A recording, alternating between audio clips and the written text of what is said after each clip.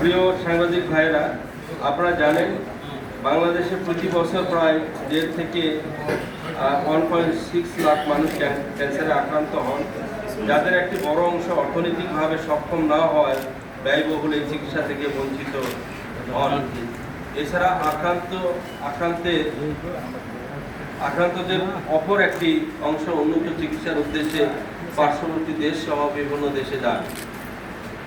Cancer একটি জিনগত রোগ, যার মূল কারণ শরীরের কোষ অভ্যন্তরে জিনে ঘটে যাওয়া পরিবর্তন। পরিবেশগত উপাদানও এই রোগ সৃষ্টিতে প্রভাব ফেলে। আমাদের দেশে বর্তমানে ক্যান্সার চিকিৎসার মূলত 3টি পদ্ধতি ব্যবহার হচ্ছে: সার্জারি, কেমোথেরাপি এবং রেডিওথেরাপি।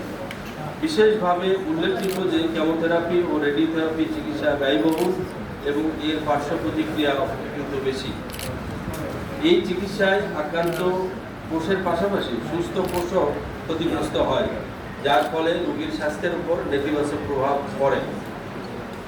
অনেক ক্ষেত্রে পার্শ্ব প্রতিক্রিয়ার কারণে রোগীর মৃত্যু ঝুঁকি বৃদ্ধি পায়, চিকিৎসার ফলাফল আশানুরূপ হয় না এবং পার্শ্ব প্রতিক্রিয়ার কারণে অতিরিক্ত খরচ রোগীর জন্য আর্থিকভাবে কঠিন হয়ে ওঠে।